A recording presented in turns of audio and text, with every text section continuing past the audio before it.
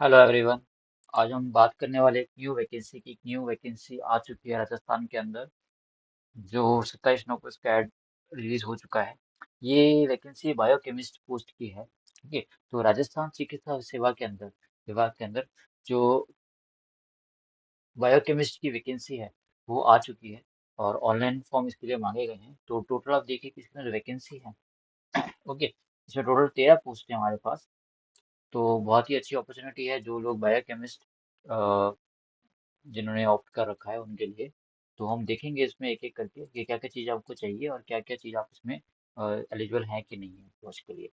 तो सबसे पहले ही बात करते हैं हम लोग यहाँ पर इम्पोर्टेंटली कि यहाँ पर आपके लिए कि पे लेवल क्या है, पे मैट्रिक्स क्या है। इसका जो पे लेवल है वो 14 है।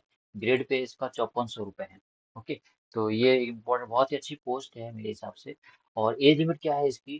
तो देखिए कि 1 जनवरी 2025 को अधिकतम आयु सीमा 37 वर्ष से कम होनी चाहिए। यानी 1 जनवरी 2025 तक आपकी जो एज है वो 37 से कम होनी चाहिए। 37 हो सकती है, उससे कम होनी चाहिए। 37 नहीं होनी चाहिए, उससे कम होनी चाहिए। ओके, यानी 37 साल से अगर कम है इस एज, इस डेट तक आप, तो आप इस फॉर्म को इजीली भर सकते हो। लेकिन कुछ लोगों को इनमें छूट दी गई है।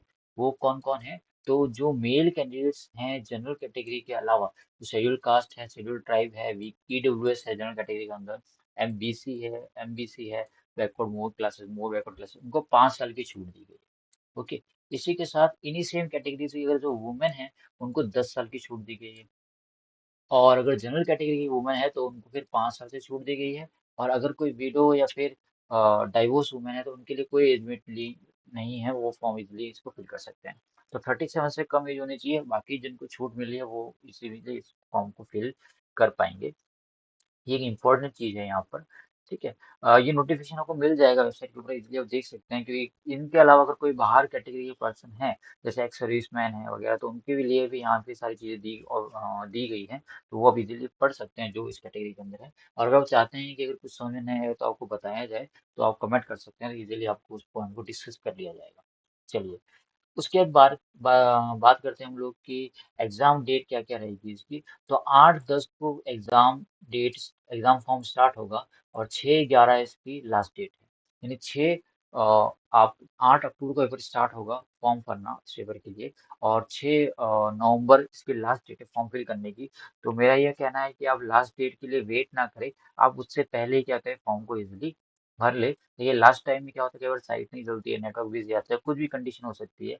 तो आप पहले इस फॉर्म को भर ले। याद रखिएगा 8 अक्टूबर को एक डेट स्टार्ट हो गई है फॉर्म भरने की, और 6 नवंबर तक रहेगी। फॉर्म भरने के लिए वहीं आपको एसएसओ आईडी पे जाना पड़ेगा आपकी, जो आपने पहले बना रखी है।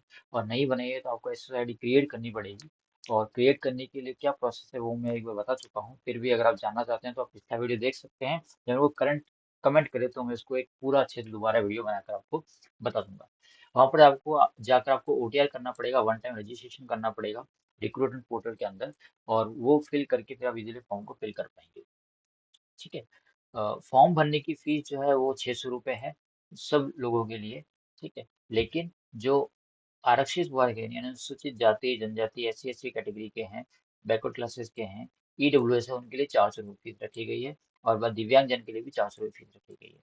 तो फॉर्म भरते हुए ये गलती नहीं करनी है कि फॉर्म अच्छे से भरना है, गारंटी चेक कर लेनी है। बिकॉज कुछ भी अगर आप चेंज करेंगे बाद में तो आपको 500 रुपये अतिरिक्त पे करने पड़ेंगे। तो 500 रुपये का चूना लग सकता है अगर आपने फॉर्म ढंग से नहीं भरा, कुछ गड़बड़ कर दी है, तो इस बात का ध्यान रखना आप लोग। चलिए, उसके बाद जो इम्पोर्टेंट चीज़ और इसके अंदर है वो ये है कि पेपर का पैटर्न क्या रहेगा। तो इसके अंदर देखिए कि एमसीक्यू पेपर रहेगा। इसमें 150 क्वेश्चन लेंगे, 150 मार्क्स के। यानी 150 क्वेश्चन, 150 मार्क्स, 150 मार्क्स के हर एक क्वेश्चन 1 नंबर का रहेगा। तो टोटल 2.5 घंटे का पेपर होगा आपका, 2 घंटा 30 मिनट का पेपर रहेगा। और जो कंसर्न सब्जेक्ट है आपका, यानी बायोकेमिस्ट्री की जॉब है तो आई थिंक बायोकेमिस्ट्री से रिलेटेड क्वेश्चन पेपर आएगा आपका। ठीक है।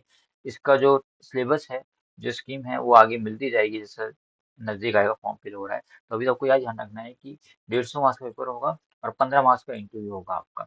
ओके, तो इस बात को आपको ध्यान रखना है। ओके। एक इम्पॉर्टेंट चीज यहाँ पर ये है कि आजकल क्या होता है, एडमिट कार्ड में लिखा हुआ नहीं आता है ना इंस्ट्रक्शन में, कि negative marking shall be applicable in the evolution of answers. यानी नेगेटिव मार्किंग वहाँ पर है, और 1/3 मार्क नेगेटिव मार्किंग है। ठीक है। हर एक आंसर पे 1/3 नेगेटिव मार्क काटा जाएगा। तो नेगेटिव मार्किंग इस पेपर पे एप्लीकेबल है, आप ध्यान रखिएगा। अभी जो सीईटी के पेपर वगैरह हुए थे वहाँ पर नेगेटिव मार्किंग नहीं थी। और जो पीए के वहाँ पर भी नहीं थी, लिखा हुआ नहीं था, वो सिलेबस के अंदर लिखा हुआ था, एग्जाम पैटर्न के अंदर लिखा हुआ था। तो आप यहाँ पर ध्यान दीजिए कि इसमें नेगेटिव मार्किंग है इस पेपर के अंदर। चलिए, तो ये एक इम्पॉर्टेंट चीज़ थी इस फॉर्म के लिए। तो ये जो फॉर्म है बायोकेमिस्ट्री का, इजीली इसको फिल कर पाएंगे। यहाँ पे मैंने आपको जो इम्पोर्टेंट चीज़ है वो सारी डिस्कस कर ली है, लेकिन इसके अलावा कुछ और चीज़ अगर आप जानना चाहते हैं इस एग्जाम से रिलेटेड, तो उस पॉइंट को आप मार्क करके कमेंट करके छोड़ दीजिए, मैं उस पर जल्दी वीडियो बना के आपको वो चीज़ एक्सप्लेन कर दूंगा। तो आई होप आपको समझ में आ गया होगा कि आपको, अगर आप इस पोस्ट के लिए एलिजिबल है या नहीं है, और क्या क्या क्राइटेरिया मेंशन है इस पोस्ट के लिए। तो जितना जल्दी हो सके इस फॉर्म को फिल करें जो भी एलिजिबल है। हम मिलेंगे नेक्स्ट वीडियो में नेक्स्ट वैकेंसी के साथ। Thank you and have a nice day. और अच्छे से तैयारी कीजिए अब इस एग्जाम की।